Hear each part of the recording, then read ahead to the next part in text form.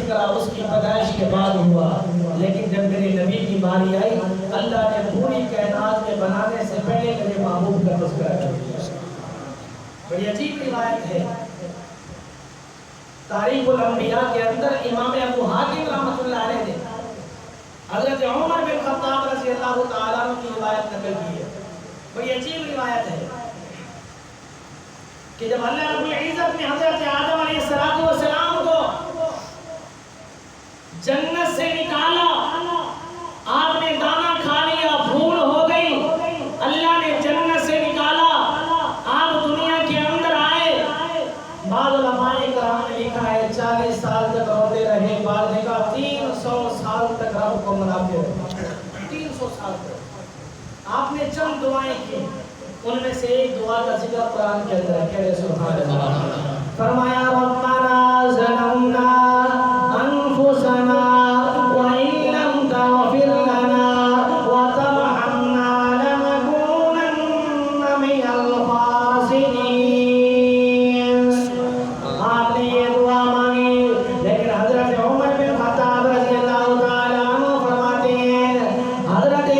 آدم علیہ السلام نے ایک دعا اور بھی مانگی، وہ دعا یہ تھی اللہم انی اسألک بحق محمد ان تغفر لی۔ حضرت موسیٰ علیہ السلام نے بہت ساری دعائیں مانگی، ان میں سے ایک دعا یہ بھی تھی یا اللہ 40 سال گزر گئے میں معافی مانگ رہا ہوں، 300 سال گزر گئے میں معافی مانگ رہا ہوں، یا اللہ تو نے معافی کا اعلان نہیں کیا،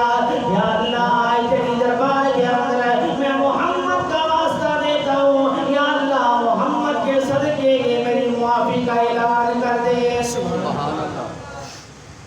بتانا یہ چاہتا ہوں کہ حضور کے آنے سے پہلے حضور کا تذکرہ موجود ہے۔ حضرت آدم علیہ السلام دعا مانگ رہے ہیں یا اللہ 300 سال ہو گئے، 40 سال ہو گئے، میں تیری دربار کے اندر دعا مانگ رہا ہوں، یا اللہ تو نے معافی کا اعلان نہیں کیا، لیکن یا اللہ تیری دربار کے اندر میں محمد کا وسیلہ لے کے آیا ہوں، محمد کے صدقے مجھے معاف کر دے۔ اللہ رب العزت نے فرمایا یا آدم کیف عرفت محمد ولم اخلقہ، رب کائنات نے فرمایا اے آدم تو میرے محمد کو کیسے جانتا ہے، ابھی میں نے اسے پیدا نہیں کیا، میں نے دنیا کے اندر نہیں بھیجا، لیکن تو اس کا واسطہ دے کر تو معافی طلب کر رہا ہے۔ حضرت آدم علیہ السلام نے فرمایا، حدیث کے الفاظ ہیں، حضرت آدم علیہ السلام نے فرمایا یا اللہ لما خلقتنی بیدی، یا اللہ جب تو نے مجھے بنایا، سبحان اللہ، کہنے سبحان اللہ، اس طرح اندرہ سے سبحان اللہ، یا اللہ جب تو نے مجھے بنایا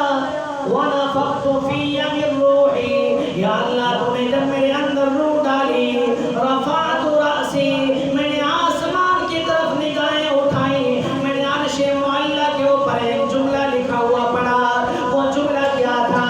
لا الہ الا اللہ محمد رسول اللہ۔ اس طرح نہیں مرتبہ سے سبحان اللہ، فرمایا یا اللہ جب تو نے میرے اندر روح ڈالی، میری پہلی نگاہ عرش معلیٰ پر پڑی، وہاں لکھا ہوا تھا لا الہ الا اللہ محمد رسول اللہ۔ یا اللہ میں پہچان گیا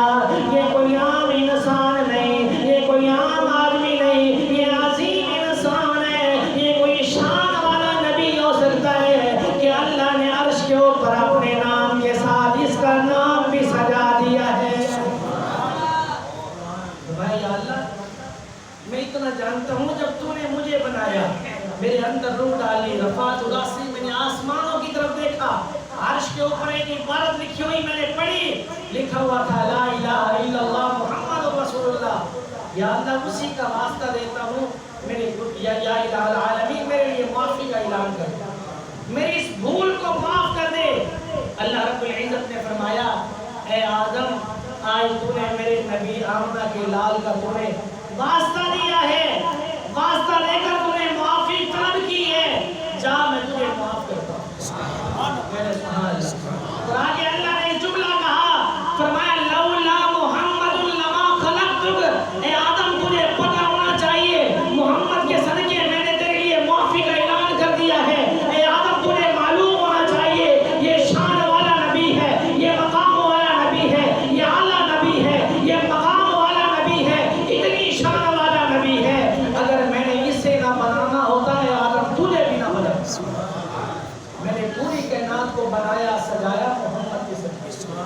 شاعر کیا کہتا ہے فلک کو وہ سورج سجایا نہ ہوگا کسی شے کا ایتھے سایہ نہ ہوگا نہ عرش کرسی نہ چند تارے نہ شب و روز دے ہوندے نظارے کسی شے کا ایتھے سایہ نہ ہوتا کہ رب نے محمد اللہ نے میرے نبی کو یہ شان عطا فرمائی اور میرے نبی کا نام ہے محمد کہنے صلی اللہ علیہ وسلم اس ترتیب مندوا سے صلی اللہ علیہ وسلم بڑا پیارا نام ہے اور قرآن پاک کے اندر 3 مرتبہ محمد کا نام آیا کہنے سبحان اللہ کتنی دفعہ 3 دفعہ ایک نمبر 1 محمد الرسول اللہ والذین معہ نمبر 1 نمبر 2 سورہ محمد کے اندر نزل علی محمد نمبر 2 اور نمبر 3 محمد الرسول اللہ کہنے سبحان اللہ تیسرے نمبر پر ما کان محمد ابا احد من رجالکم پورے قرآن کے اندر اللہ نے لفظ محمد 3 دفعہ دیا تو اللہ نے میرے نبی کو بڑی شان عطا فرمائی بڑا پیارا نام ہے اس لیے کسی شاعر نے کیا خوب کہا بلند آواز سے سبحان اللہ اس طرح بلند آواز سے سبحان اللہ سب نام پیارے لگے دینے سبحان اللہ حضرت موسیٰ کا نام بھی پیارا ہے حضرت ابراہیم کا نام بھی پیارا ہے لیکن میرا نبی کا نام بڑا نرالا ہے سبحان اللہ سب نام پیارے لگے دینے سب نام پیارے لگے دینے ہے مکھیرا نام محمد دا سبحان اللہ سب نام پیارے لگے دینے سب نام پیارے لگے دینے ہے مکھیرا نام محمد دا اللہ دے بعد زمانے وچ اللہ دے بعد زمانے وچ ہے چرچا محمد سبحان اللہ اللہ نے میرے نبی کو بڑی شان عطا فرمائی بڑا مقام عطا فرمایا توجہ کرنا ایک مرتبہ ایک آدمی سید عطا اللہ شاہ بخاری سب کے اندر رحمۃ اللہ علیہ اس طرح بلند آواز سے سبحان اللہ یہ وہ عظیم مجاہد ہے کہ جس نے 50 سال تحریک ختم نبوت کے اوپر کام کیا ہے ختم نبوت کے اوپر بڑی قربانیاں پیش کی ہیں سید عطا اللہ شاہ بخاری رحمۃ اللہ علیہ اور انہوں نے بڑی قربانیاں پیش کی ہیں میں پڑھ رہا تھا کہ انگریز نے ان کو گرفتار کر کے جیل کے اندر بند کر دیا کہ آپ ختم نبوت کی تحریک چلاتے ہیں بند کر دیا آپ کے ناخن کھینچے گئے بغلوں کے بال کھینچے گئے آپ کی داڑھی کھینچی گئی ختم نبوت کی خاطر اتنی قربانیاں پیش کی گئی گورنر جو انگریز کا تھا اس نے کہا حضرت عطا اللہ شاہ بخاری ساری رات انہیں جیل کے اندر چکی چلانی ہے آٹا پیسنا ہے منوں کے من گندم لائی گئی کہ رات کے اندر یہ سارا آٹا پیسنا ہے چکی چلانی ہے گورنر ساری رات بیٹھا رہا صبح اندر آیا کہ میں دیکھوں تو صحیح کہ شاہ صاحب کیا کر رہے ہیں جب اندر آیا تو اس کی آنکھیں کھلی رہ گئی کیا دیکھتا ہے کہ حضرت جیل کے کمرے کے اندر بیٹھ کر رب کا قرآن پڑھ رہے ہیں اور ساتھ چکی خود بخود چل رہی ہے قرآن پڑھ رہے ہیں اور ساتھ چکی خود بخود چل رہی ہے انگریز گورنر کی آنکھوں میں آنسو آ گئے اس نے کہا بعد شاہ صاحب یہ بتائیں وجہ کیا ہے کہ چکی خود بخود چل رہی ہے آپ نے بڑا عجیب جملہ ارشاد فرمایا آپ کی آنکھوں میں آنسو آ گئے فرمایا میں اس کا کام کرتا ہوں وہ میرا کام کرتا ہے فرمایا میں رب کا قرآن پڑھ رہا ہوں میں رب کی عبادت کرتا ہوں فرمایا میں اس کا کام کر رہا ہوں وہ میرا کام کرتا ہے اللہ نے ہمارے اکابر کو بڑی شان عطا فرمائی اللہ ان کی قبروں پر کروڑ حرامتیں نازل فرمائی ان کے پاس ایک آدمی آیا اس نے کہا حضرت یہ بتائیں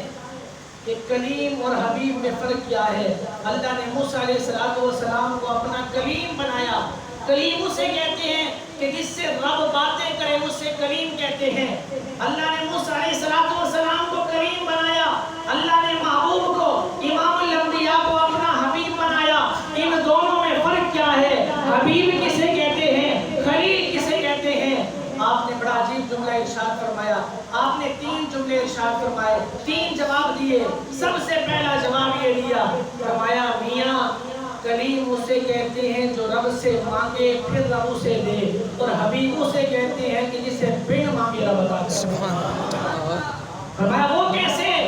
فرمایا کلیم وہ ہے جو رب سے مانگے رب اشرح لی صدری ویسر لی امری، اے اللہ میرا سینہ کھول دے، میرے لیے آسانی کا معاملہ فرما، میری زبان کی لغنت کو دور کر دے، یا اللہ میرا سینہ علم کے لیے کھول دے، میرا سینہ کشادہ کر دے۔ فرمایا کلیم نے رب سے دعا مانگی، یا اللہ میرا سینہ کھول دے، رب نے سینہ کھول دیا۔ فرمایا اسے کلیم کہتے ہیں، حبیب اسے کہتے ہیں جس نے دعا نہیں مانگی، رب نے کہا علم نشرح لک صدرک۔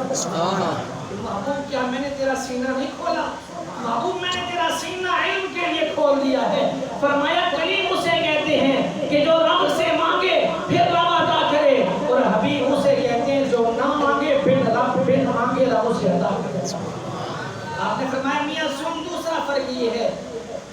کلیم اسے کہتے ہیں، توجہ کرنا میرا جملہ ضائع نہ کرنا، فرمایا کلیم اسے کہتے ہیں جو رب کی دربار کے اندر دعائیں مانگے ربی ارنی، یا اللہ مجھے اپنا دیدار کروا دے، یا اللہ مجھے اپنا دیدار کروا دے، یا اللہ میں تجھ سے ہم کلام ہوتا ہوں، تجھ سے باتیں کرتا ہوں، یا اللہ جب تیری باتوں میں اتنا مزہ ہے تو تیرے دیدار کے اندر کتنا مزہ ہوگا، یا اللہ مجھے اپنا دیدار کروا دے، میں تجھے دیکھنا چاہتا ہوں، تیرا دیدار کرنا چاہتا ہوں، یا اللہ مجھے اپنا دیدار کروا دے۔ فرمایا کلیم اسے کہتے ہیں جو رب سے دعائیں مانگے رب اسے اپنا دیدار عطا نہ کرے۔ فرمایا حبیب اسے کہتے ہیں جو کالی مزمل والی چادر تان کے سویا ہوا ہو، اللہ آسمانوں کو سجا کر جنت کے دروازے کھول کے جہنم کے دروازے بند کر کے، اللہ آسمانوں سے جنت سے براق سواری بنا کر جبرائیل کو غلام بنا کر دنیا کے اوپر اتار دے کہ جبرائیل جا میرے محبوب کو بلا کیا میں اپنا دیدار کرنا۔ سبحان اللہ۔ آپ نے فرمایا کلیم اسے کہتے ہیں جو رب کی دربار کے